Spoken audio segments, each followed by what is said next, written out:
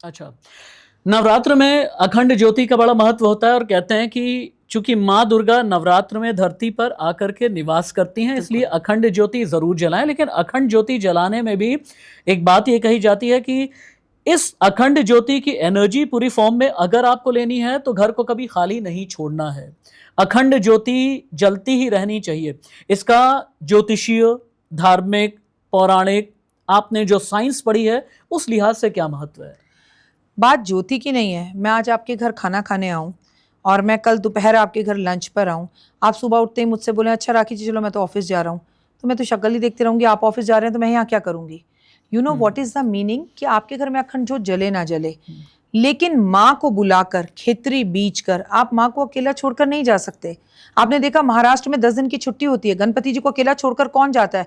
जैसे गणेश जी 10 दिन के लिए आ रहे हैं, ऐसे माँ 10 दिन के लिए आ रही है।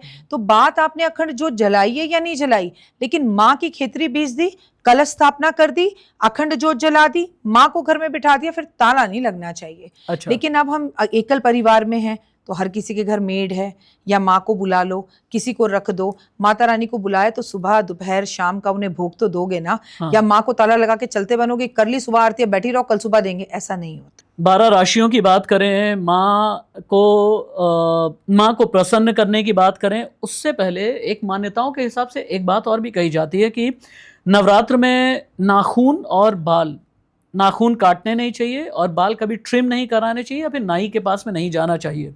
ऐसा क्यों? राहु और केतु का कारक होते हैं बाल, राहु केतु शनि। अच्छा। हम एक शुद्धता से एक संकल्प लेते हैं, हम 9 दिन आपको घर बिठा रहे हैं, हम खेतरी बीज रहे हैं, हम आपकी पूजा कर रहे हैं, फिर आप माँ को बिठा के नाखून काटना, खाना, शेव करना, ये सब नहीं होता।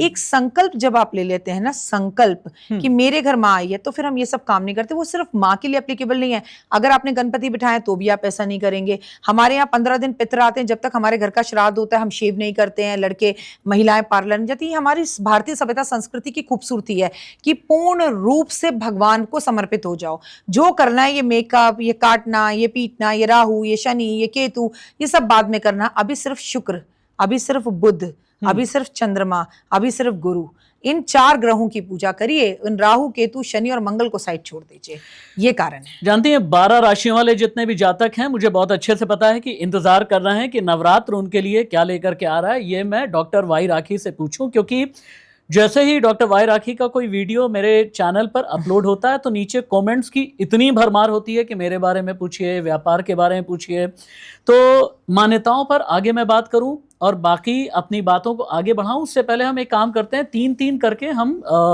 देख लेते हैं कि इस बार अलग अलग राशियों के लिए कैसा रहेगा। सबसे पहले मेष, वृषभ, मिथुन यानी एरीज, टॉरस, जेमिनाई वाले जातकों के लिए ये नवरात्र क्या लेकर के आ रहा है? मेष राशि वालों, शनि की सारसती चल रही है इनके ऊपर। शनि की सारसती का पहला चरण है, तो पहले चरण में भगवान सिर्फ गुड गुड देते हैं कि जो अच्छे अच्छे कर्म करें उसका आप भोग लीजिए, आपके लिए अच्छा रहेगा। लेकिन मैं ये बिल्कुल नहीं भूल सकती कि नवरात्रों से ठीक पहले ग्रहण भी पड़ा है और ग्रहण का असर तो हम सब पर होगा, तो अच्छा बुरा मिक्स रिजल्ट्स रहेंगे।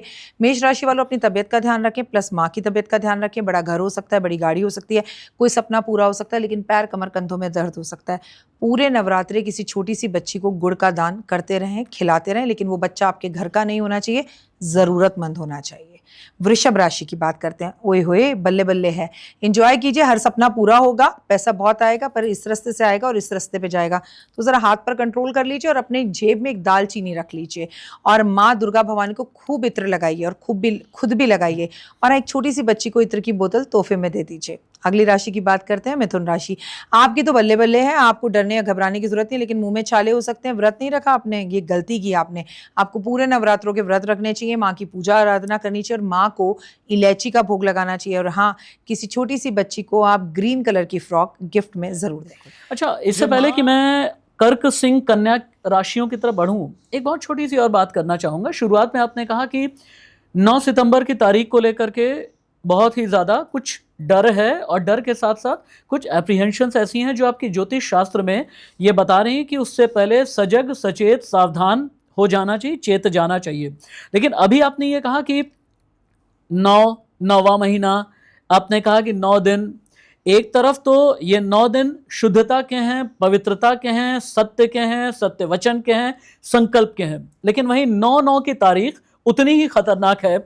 अगर इस तरह के दो संयोग एक साथ एक महीने में बन रहे हैं, तो इसको थोड़ा सा अगर इजी वे में आसान शब्दों में समझा सकें आप? 9 नंबर में कोई बुराई नहीं है। 9 नंबर अच्छा। अंत का दिन नंबर होता है। 9 के बाद नया शुरू होता है, मंगल का होता है। लेकिन आपको समझना ये होगा कि ये साल मंगल का है, 2025 9 है। अच्छा। अब 9 तारीख तो सालों से आती आ रही है।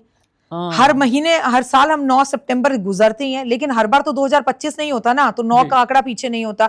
इसलिए ये एनर्जीज नेगेटिव हैं, क्योंकि अच्छा। अभी शनि वक्री है, इसलिए ये प्रॉब्लम है। अभी जो मंगल की दशा शुरू हो रही है, इसलिए ये प्रॉब्लम है। इससे पहले जो प्लेन क्रैश हुआ वो भी 9 तारीख मंगलवार, ऊपर से मंगलवार भी है। तो देखिए ना कितने सारे नेगेटिव सहयोग। 9 तारीख, 9वां महीना, 9वां साल, मंगलवार। तो थोड़ा संभल और सतर्क रहना होगा। अगर आप यात्रा कर रहे हैं तो डरने की बात नहीं है, पर यात्रा मत करिए। विश्व से कहीं ना कोई भव्य और खतरनाक खबरें तो जरूर आएंगी। एक बात यहाँ पर याद दिलाना चाहूंगा, आई एम सो सॉरी, मुझे स्टार्टिंग में ही इसे टीज करके और अपने व्यूवर्स को बताना था। गुजरात में जो प्लेन क्रैश हुआ उसे लेकर के सांकेतिक भविष्यवाणी डॉक्टर वाई राखी ने मेरे पॉडकास्ट में की।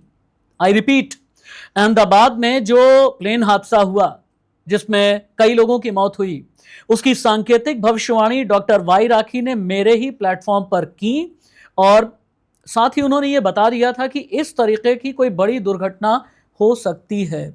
इनके साइंस ने देखा, इनके ज्ञान ने देखा, इनके ज्योतिष शास्त्र ने देखा, इनके अनुभव ने देखा, इनकी आराधना ने देखा, और आराधना के जरिए अगर इन्होंने किसी को साध्य किया है तो वहां पर विश्वास की लकीर खींच करके आप भी जाते हैं, मैं भी पहुंचता हूं। विश्वास की लकीर कर्क, सिंह, कन्या यानी कैंसर, लियो, वर्गो राशि वालों ने पूछा यह है कि राखी दी से ही पूछा जाए कि राखी दी ये बताएं कि इस बार इन 3 राशियों के लिए व्यापार, नौकरी, सेहत, औलाद, पति पत्नी का रिश्ता, प्रेमी प्रेमिका का रिश्ता, दोस्ती का रिश्ता किस तरीके का रहेगा?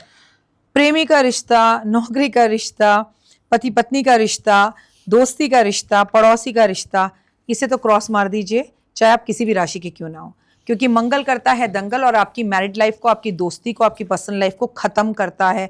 इसे तो थोड़ा गड़बड़ है कहूंगी मैं आपको। पिता और पुत्र के भी झगड़े बहुत होंगे, लेकिन जनरल बात कर्क राशि आपकी बोलती हूँ। माँ की तबीयत का ध्यान रखना, आप अपनी स्किन एलर्जीज का ध्यान रखना, अपने पेट का ध्यान रखना, नौकरी व्यापार सब अच्छा चलेगा, नजर ना लगे, किसी से ज्यादा बातें शेयर मत करना। और हाँ, मैं आपसे एक बात कहूंगी, पूरे 9 दिन माँ को दूध से बनी हुई मिठाइयों का भोग आप जरूर लगाएं।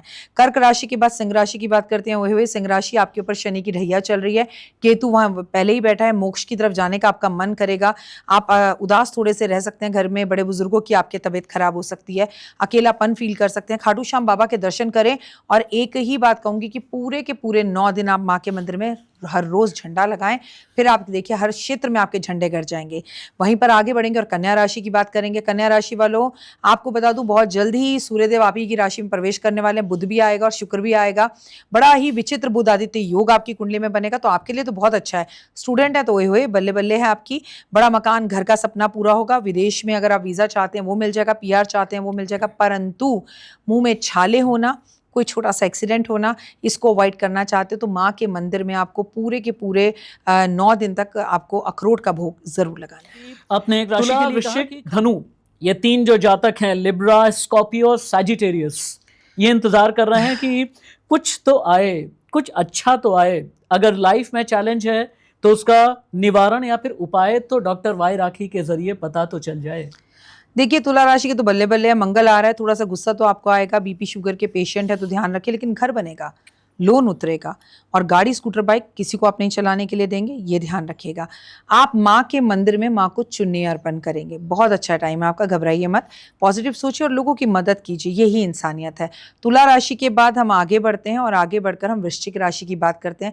पत्नी से इनके बेवजह झगड़े हैं, बाकी तो जीवन बहुत अच्छा है। पिता की तबीयत का थोड़ा ध्यान रखें। कोर्ट कचहरी के केस आप जीतते हुए दिखाई दे रहे हैं। माँ के मंदिर में इस बार शंख गिफ्ट में दें, ओए होए फिर तो बल्ले बल्ले हो जाएगी आपकी। आगे बढ़कर धनु राशि की बात करते हैं। धनु राशि, शनि की आपके ऊपर ढैया चल रही है। आपको अपने गुरु का सम्मान करना है, अपने घर का सपना पूरा होगा, लोन उतरेगा, लेकिन पेट से जुड़ी कोई समस्या और मुझे लगता है आपके पेट का ऑपरेशन हो सकता है। ना ना ना ना, घबराना मत, जो होगा अच्छे के लिए होगा। क्या करें, पूरे के पूरे नवरात्रे माँ के मंदिर में बेसन की बर्फी का भोग लगाएं और खुद भी थोड़ा थोड़ा खा लें।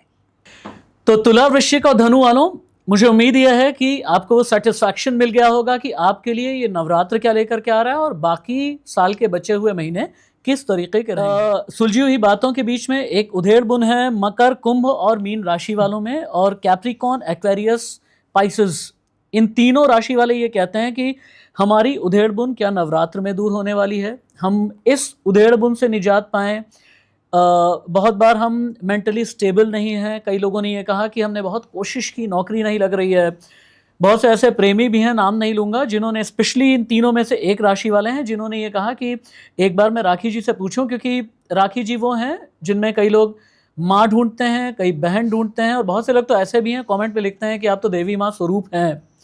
तो इन 3 राशियों के बारे में इंसान बन जाऊं वही बहुत बड़ी बात है। थैंक यू सो मच इस प्यार के लिए, सम्मान के लिए। मैं हमेशा इसे याद रखूंगी और वादा करती हूँ कभी सर पे चढ़ने नहीं दूंगी। मैं आज जैसी हूँ सालों साल भी ऐसी ही रहूंगी। बात करते हैं मकर राशि की। मकर राशि की अगर बात की जाए तो मकर राशि वालों, आपकी शनि की सारसती खत्म हो चुकी है, सब बढ़िया है, बल्ले बल्ले है। बस थोड़ा सा मन उदास है आपका, और मैं नहीं चाहती आप उदास रहें, क्योंकि मन के हारे हार है, मन के जीते जीत, तू क्यों हारे मनवा, तेरे साथ रब की प्रीत। तो आगे बढ़िए और इस दुर्गा सप्तशती का पूरा पाठ करिए इस बार नवरात्रों में। सारे बंद दरवाजे खुलने वाले हैं, विश्वास कीजिए। बात करते हैं कुंभ राशि की। मुझे आपकी बहुत चिंता है, क्योंकि आप ही की राशि में एक ग्रहण लगने जा रहा है, चंद्र ग्रहण। उसके बाद आप शनि की सारसती से गुजर रहे हैं, उसके बाद आप आलसी बहुत हो रहे हैं, उसके बाद आपको गुस्सा बहुत आ रहा है, उसके बाद आप अपने दुश्मन खुद बना रहे हैं। भाई थोड़ा शांत हो जाइए, चित्त हो जाइए, रिश्तों को संभाल के रखिए, वाणी पर कंट्रोल करिए, और माँ दुर्गा का ओम दुर्गाय नमः का जाप जरूर करिए आप। आखिरी राशि मीन राशि, शनि की सारसती का दूसरा चरण खतरनाक। सो प्लीज आप अपना ध्यान रखिए। और प्रॉब्लम ये है कि मीन राशि ज्यादातर युवाओं की है, 2000 से लेके 2005, 6, 10 में जो लोग पैदा हुए हैं। So please take care of yours. मैं हाथ जोड़ती हूँ, काले नीले कपड़े युवा मत पहने, और अपनी माँ के पैर रोज रात को दबाएं, और अपनी माँ और माँ दुर्गा भवानी के मंदिर में जाकर प्लीज झाड़ू पोछा करें। ओए होए जिंदगी बदल जाए।